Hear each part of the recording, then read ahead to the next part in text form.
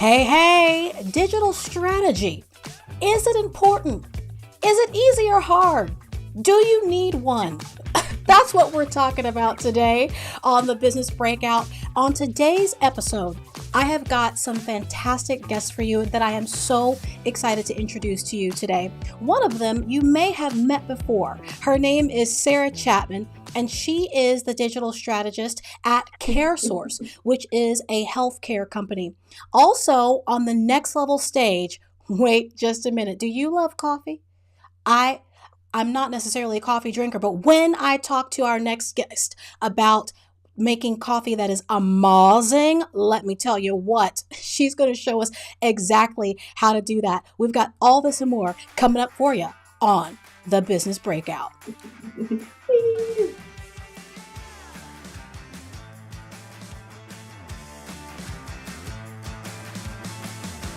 up on your feet, this is a shakedown. Order up that beat just like it's takeout. Yeah! Good morning, good afternoon, good evening, wherever you are today. Hey, I am so glad that you're here with me today. We are here on the Business Breakout, and as you know, I am not here alone. Hey, everybody, what's going down? We've got a live audience with us today. I am so excited that they're here so that they can hear about all of these nifty things. And hey, if you're joining us live, then give me a hashtag live in the comments. If you're here with us in the replay, give us a hashtag replay. You're always welcome to join along however you come to see us. Today, we are talking about lots of things, digital strategy, coffee, mixology, all the things. We're bringing it to you today. So get your seats buckled, get your seat belts buckled, because our first guest, as I mentioned, her name is Sarah Chapman. She has had a varied history in business, and she's going to tell us some great stories today. I promise we're getting to the great story today. And we are going to be talking about digital strategy and how she's using that in a very regulated healthcare system, and how you can use maybe some of the tools that she's been using to make things work for the customers that she works with. Could you please welcome to the stage Miss Sarah Chapman? Hey, Sarah! Hello! I'm so excited to be here today. I love what you do with your events, and I love seeing the green room and all the energy you bring. So excited. Thank you so much. I am so excited to have you back on the Business Breakout. It's so great that we're able to have you here. And so today I want to talk with you about digital strategy.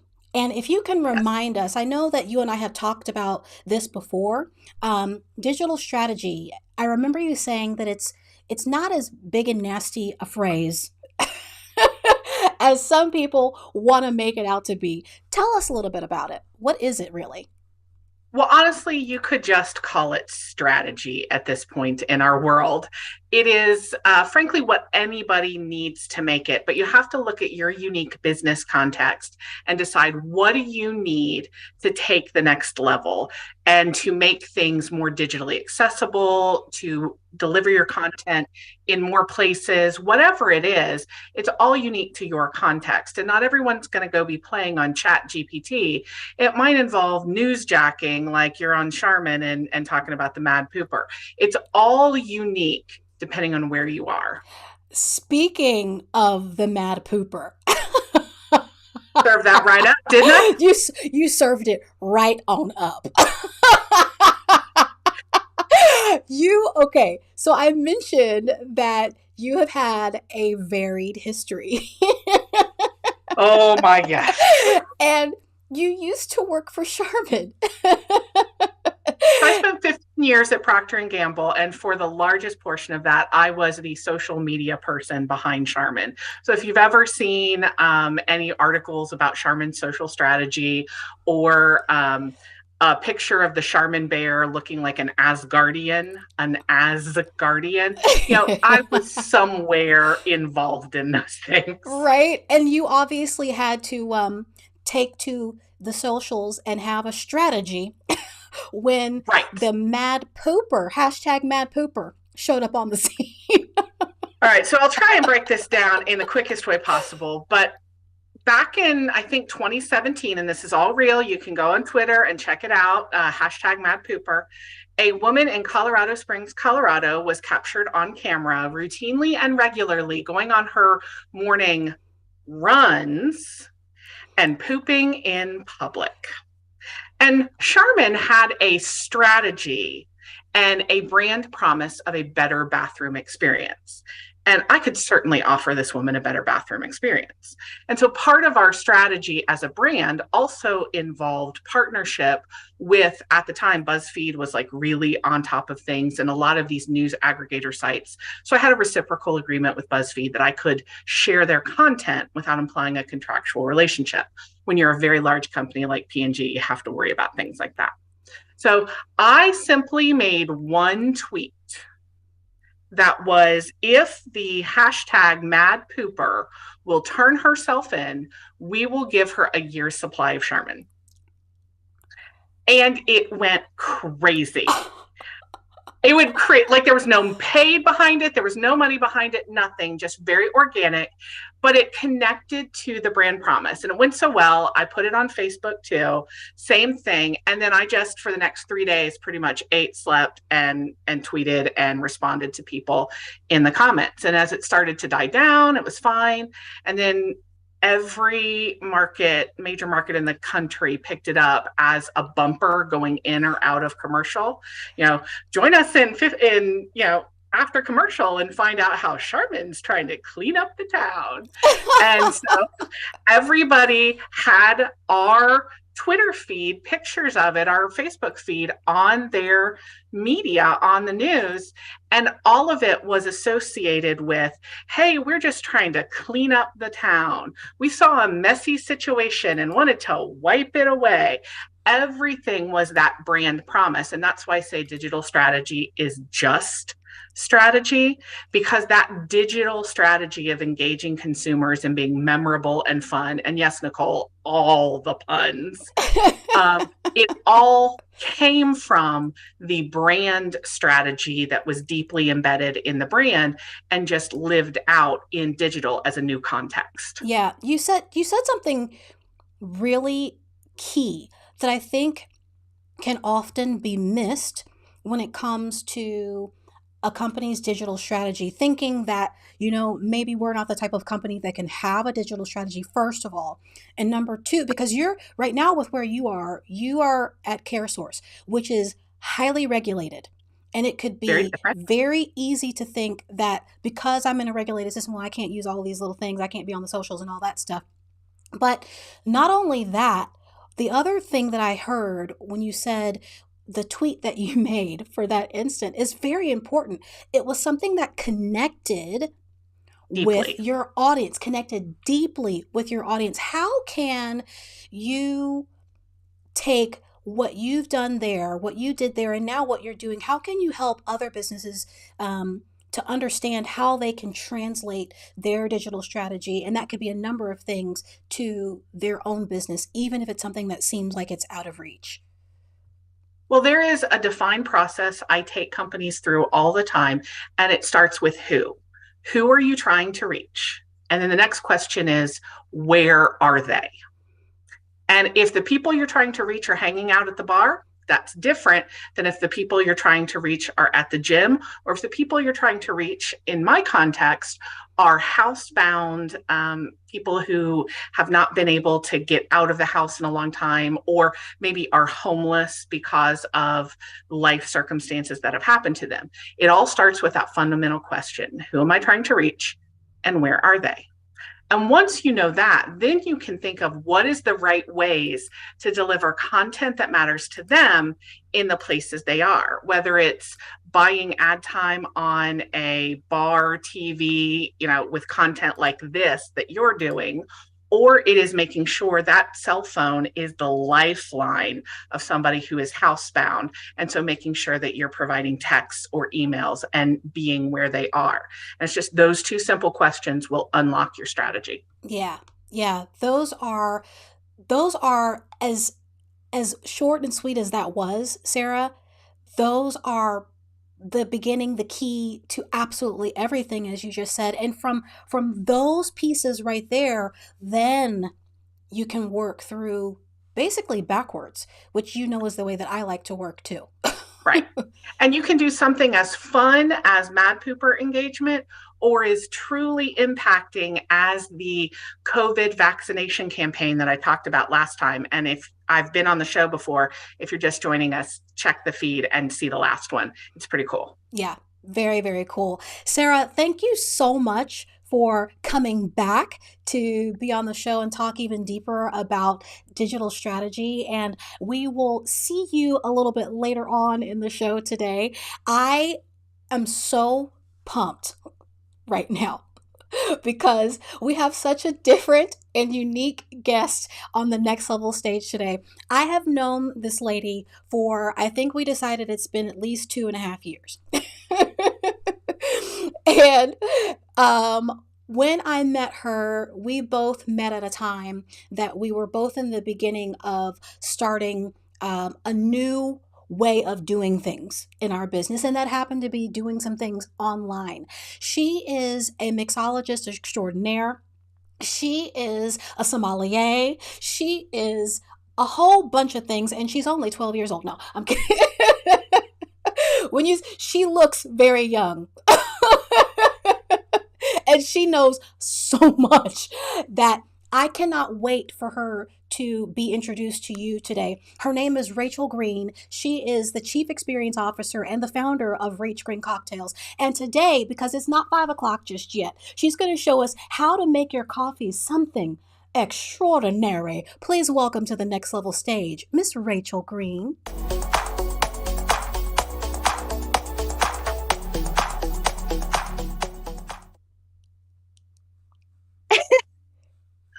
Hello, how's it going, Miss Ella? And I saw Sarah was giving me like this high 10, which was such a blast. What's up? What's up? Are we diving in? We're diving in. We're diving in. Go ahead, my friend. Oh, let's do it. Okay. So I went ahead. I'm going to start my coffee right now. Ultimately, we're going to be making a coffee. So boom. There we go. So what we're going to be making today, because it's Monday of Cinco de Mayo week, we're actually going to be making a Mexican hot chocolate coffee rendition. So what we're going to do is we are going to go ahead and make our coffee, but in the meantime, we're going to play around with some other things. Now, when we're trying to dress up our coffee or anything, I always like to go through my kitchen and see everything I have to make it that much more fun and interesting. So I grabbed this giant bin of all of these fun extracts and different things. Ultimately, you could go and do something like butter extract and vanilla extract and do like even some rainbow sprinkles on top. That could be really fun. You could, I know we were all laughing about this one earlier, the Twix, I got this on sale, was really fun. But when it comes to dressing up your coffee, you kind of break everything up into a couple of parts. So what you're going to be doing is you're going to be realistically having, where am I? Am I going over here? This way. I got it. We're going to ultimately be making our base. So in mixology, we kind of break everything up into a few parts, but for coffee, we ultimately want to start with our coffee base. And then we have our creamers, which you could use anything from skim milk to coconut cream to dark chocolate oat milk, which is my personal favorite, and definitely what we're going to be using for our Mexican hot chocolate. And then from there, you get to add fun flavorings. So for the Mexican hot chocolate, we actually just have chili powder. We have ground cinnamon. Even though that the dark chocolate is actually sweetened, I'm going to go ahead and actually add a little bit more sugar. My coffee is brewing right now, so that's fun. And then as far as tools go, you're not going to really need much. Obviously, I went ahead, got my coffee going here, and then I have a little whisk, and this is for on top. So the few things, realistically, it's 4 things. Perfect. We got them right here. Boom. No, other way. Yes. Oh, okay. Thanks. So we have our coffee maker, spoon, whisk, mug, rag, and a towel, right? Okay. So the fun thing is when we're going to be building this together, we're going to top it off with some ground cinnamon. You could do different flavor toppings as well. So this is finishing brewing up here. I'm going to go ahead and kind of mix up a little bit. Hey, there we go. Coffee is done. Steaming right now. Check this out. Okay, so what we're gonna do, I'm gonna add a little bit of flavoring here. At this point, since it's nice and hot, my sugar is going to dissolve. I don't use a lot of sugar, so maybe like a teaspoon for me. And then gonna throw in just a little bit of chili powder. That actually adds like a little bit of some fun spice to it. And some cinnamon. What's up? What's up? Yeah, it's looking good. I've got my coffee here, and I'm adding my cream. I'm following along. Okay. So we're not adding our cream just yet. I'm Ultimately, totally I'm ahead. just throwing in my seasonings. So at this point now, I just have my sugar, my coffee, and then my 2 seasonings. So my 2 seasonings that I'm going to be using, yes, I have Harris Teeter and Walmart brand. But ultimately, we have cinnamon, chili powder, and then I want to top off with my cream. Now, you guys are probably wondering what the heck this little thing is. So this is like a little tiny, like little $10 frother that has made making coffee for me that much more exciting. I don't even really like coffee, but as soon as I got a frother, it's like a game changer. So I like to add my seasonings into my coffee before, and then we can top it off as an aromatic. So I'm going to shake this up. Makes a world of difference, I promise. And then I'm going to do about 2 ounces of this hot chocolate here. I'm just going to throw it in. Whisk it up one more time. I just want to get a nice like little frothy head to it. And if you have a milk frother, I just got this one. It's like a little Keurig one, but this makes a huge difference. And it actually has like a little heat thing in there and a little whisk. But now at this point, you can see I have a nice frothy head on here. We can go ahead and garnish it. So garnishing is really fun. Ultimately, you can take a variety of things like some powders or sugars or different things. Obviously, I said I have rainbow sprinkles. You could have a blast with that. But at this point now for aromatic, I don't want to necessarily use the chili powder that I used inside because that's going to have a really adverse effect on my nose. I want the cinnamon as more of the aromatic. So we're going to actually take this little tiny mesh strainer and we're just going to put some cinnamon in here. And it's just going to create like a little bit of thing on top. Now, some other ways that you could do this is if you wanted to do like chocolate syrup or things like that, you can actually do cute little designs, which is fun too. But for the sake of time, I wanted to keep it nice and simple.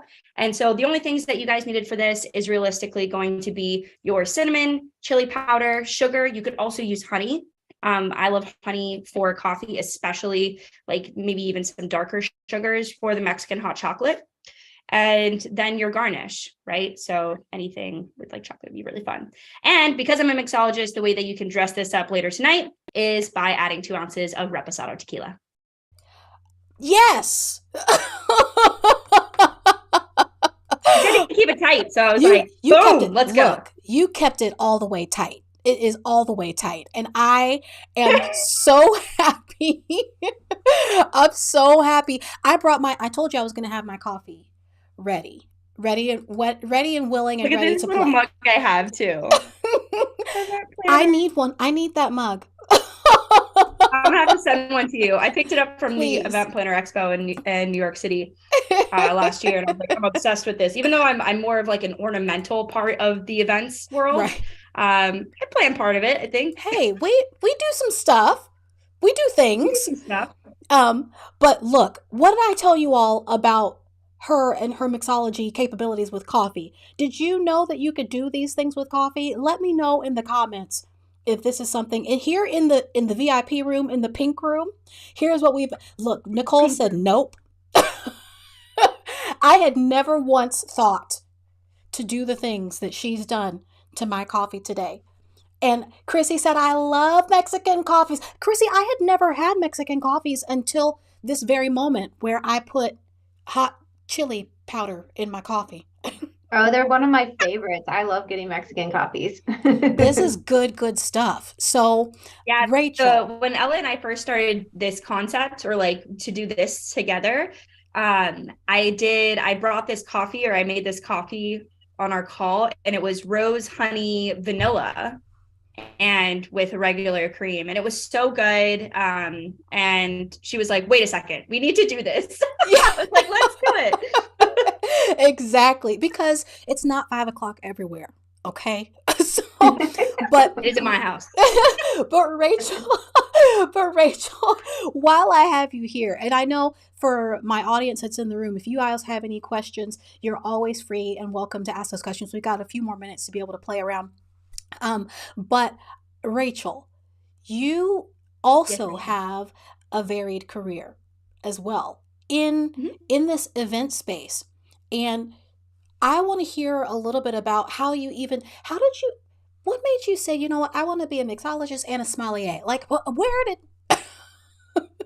where'd that come from? how did that come Where does together? any career in alcohol come from? Loving alcohol. So when I was in college, I mean, I grew up kind of a fun kid. And when I was a child, I literally would mix fruit juices together and give them to my parents as like here.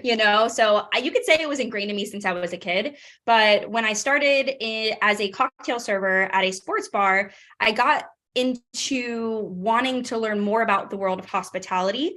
And within that hospitality, obviously there's events and catering and not just food and beverage, although I fixated on food and beverage. I moved it forward to really understanding more about wine and took different courses about understanding so much about that category. And when I fell in love with wine, I also ended up moving into the space of mixology, where I learned the science about creating drinks and balance and flavors. And from there, I just really just fell in love with that world of collaboration. That's amazing. And I know that what it is that you do with the events that you put on for teams, you're really about making sure that there is a connection and collaboration. How does what you do with mixology really help bring team members together?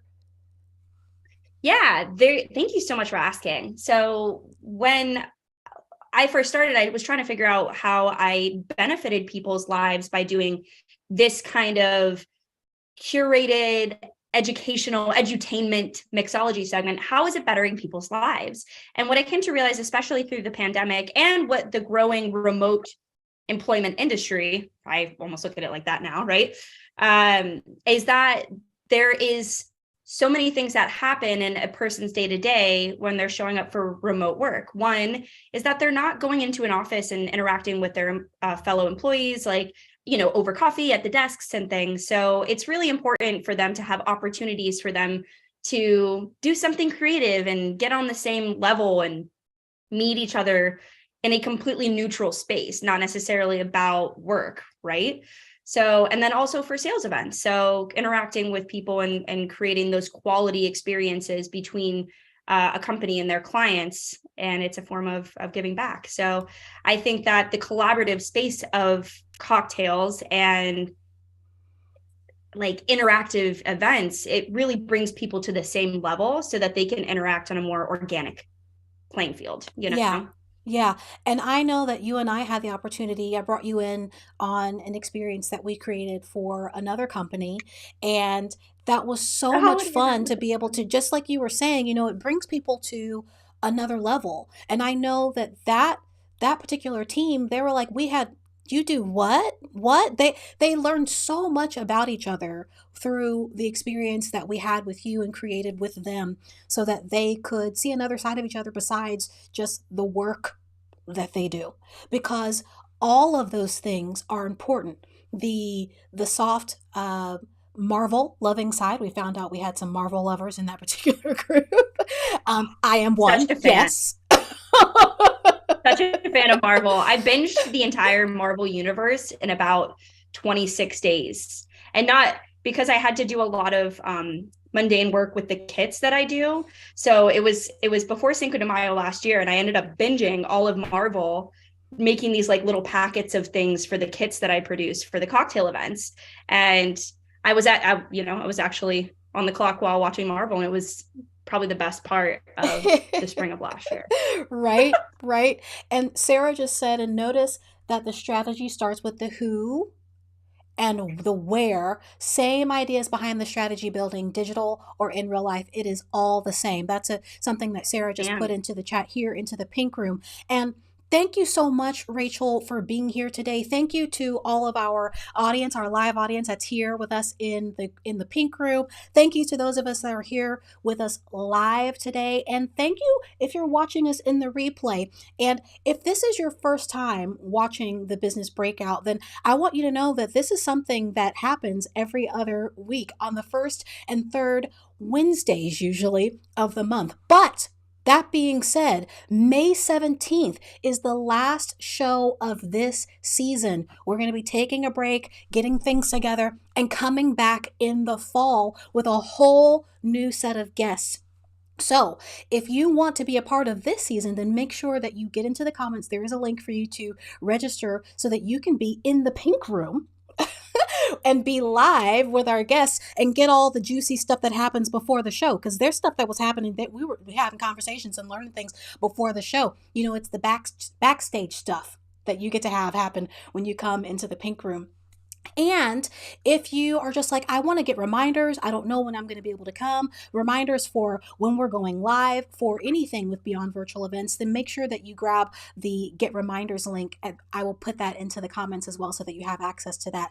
Thank you so much for being here with us today. We're so glad that we had all of our people here with us today. And as always, go forth and have the best day. If you are here watching me and hearing my voice, you are amazing, and everything you say and do can go far beyond. We'll see you next time.